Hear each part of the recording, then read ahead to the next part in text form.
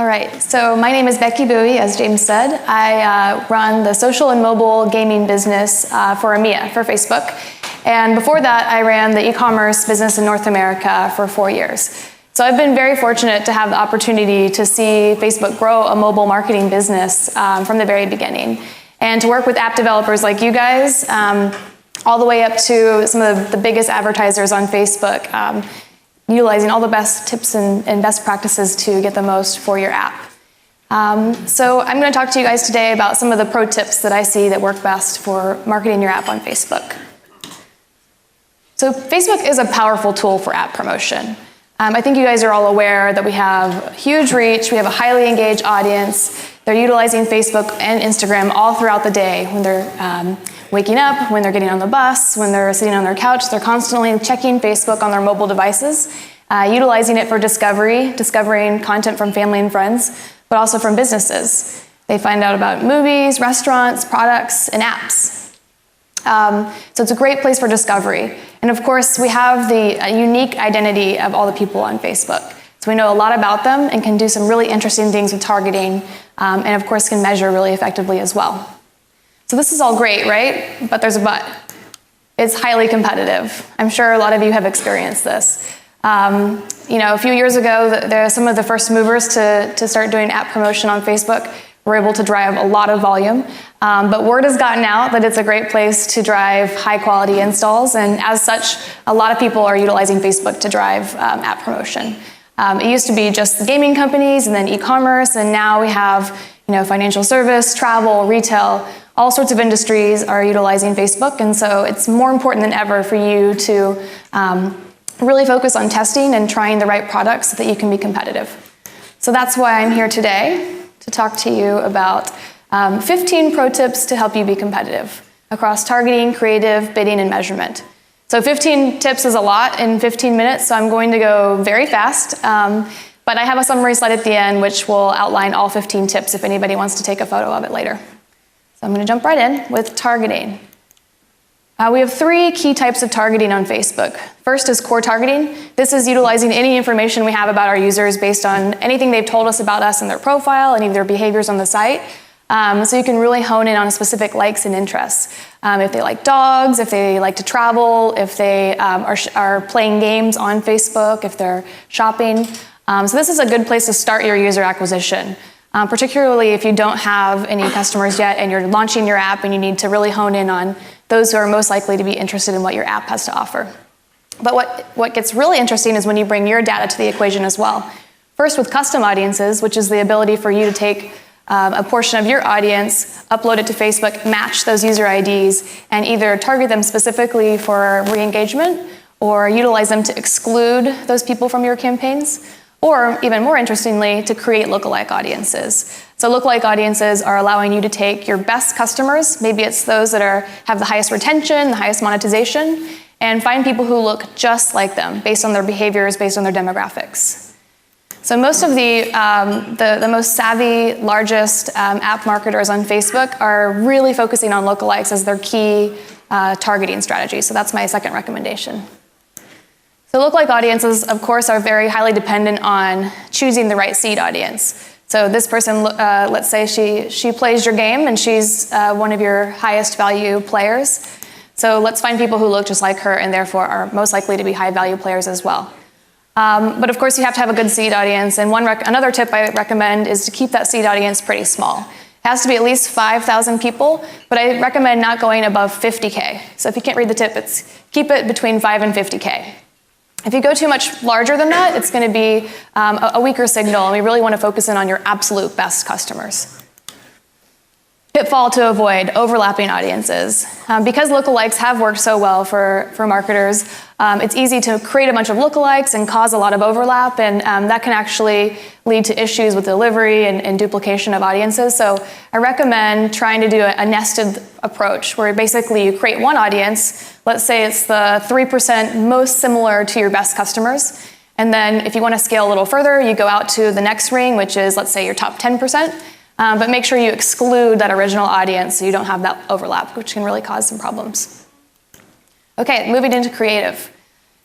The mobile app install unit, I'm sure most of you guys are familiar with it already, but it's intended to help really drive discovery of your app right within the news feed and allow users to instantly install the ad directly into the App Store. We also have a mobile app engagement unit, which is very similar, but it's intended to help you re-engage people who have already installed your app. So instead of saying install now, it can say play now or shop now. It can deep link into wherever you want into your app. So let's say you want to advertise a specific product and you know like a certain chunk of your audience is interested in a certain product category, you can advertise that specific audience, that product, and go directly to that product page. And of course, this is intended to help you guys increase the lifetime value of the users you've already acquired. Another new ad unit that we've announced recently is our carousel ad.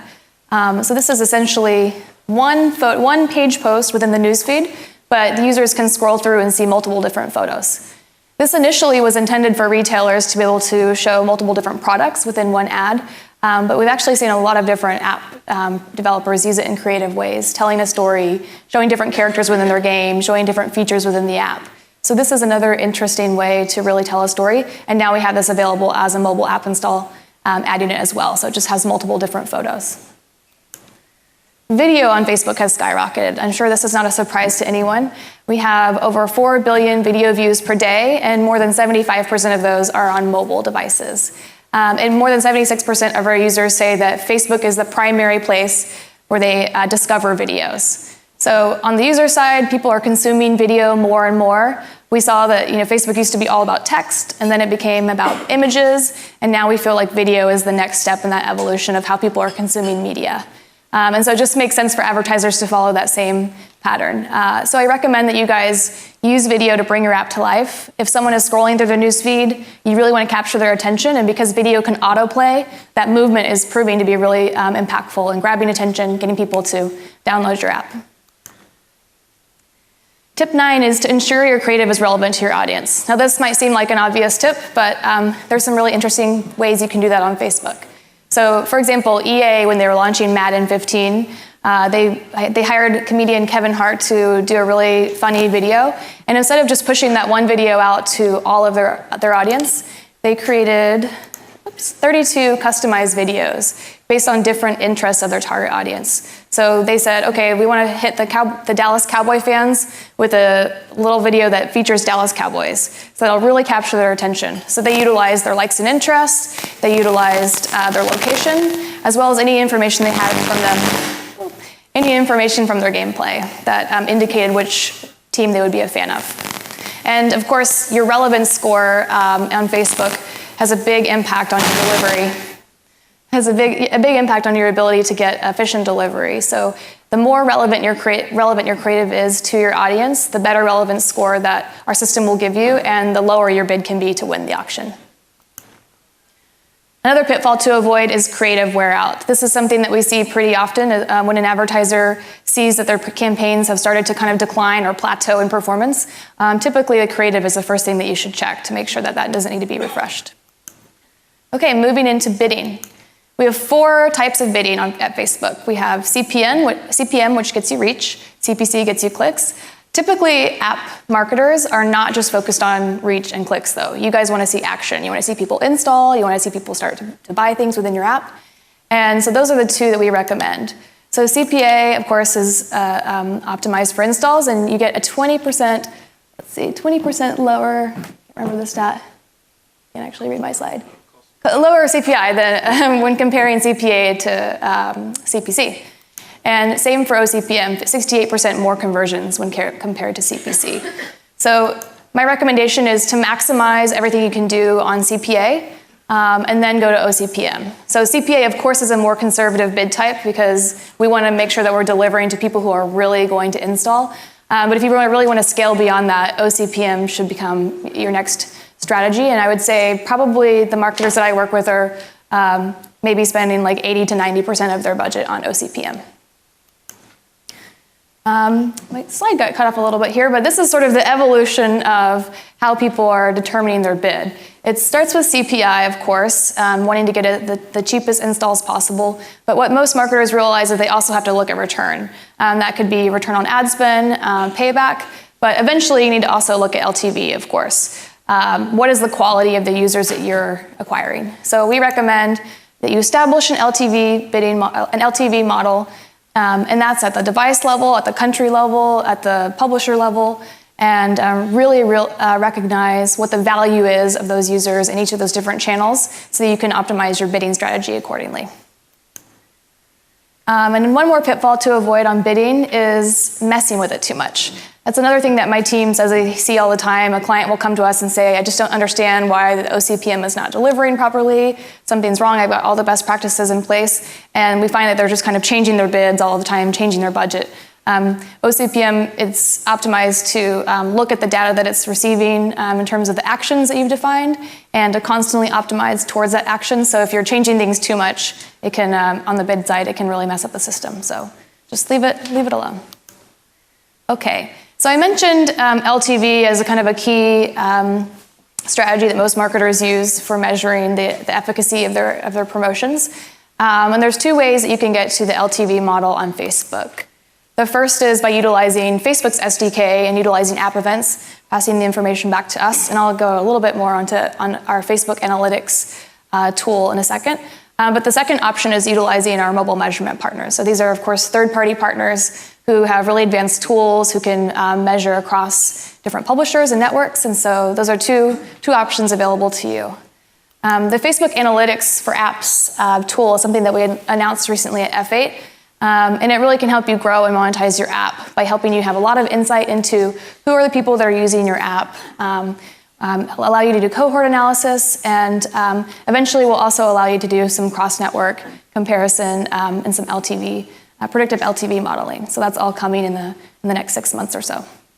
So that's my quick 15 tips, but I wanted to throw one more bonus tip in, which is Instagram. Instagram, of course, is another huge, highly engaged community. And businesses have always been a key part of that community, but it's been very focused on brand to date, and not a lot of focus on performance marketers. But we announced recently that we're adding a mobile app install unit to Instagram, as well as the ability to buy on self-serve, to buy through our mobile, our Facebook marketing partners, and the ability to use all of Facebook's advanced targeting. So suddenly, something that used to be very broad, very brand-based is now going to be focused on performance as well. So my final bonus tip for you guys is to get ready for Instagram. I know all the marketers I work with are ready to jump on it because it's kind of an untapped source for mobile app installs. And in the next couple of months when these tools are available, hopefully you guys have your Instagram handles and your kind of organic strategy in place so you're ready to jump on the paid strategy as well. So that was a really quick 15 tips. Here's a summary of all the tips if anybody wants to take a photo. Hopefully you guys got 1 or 2 tips that you didn't already know out of this presentation and can take this home and put Facebook to work for your app right away. Thank you.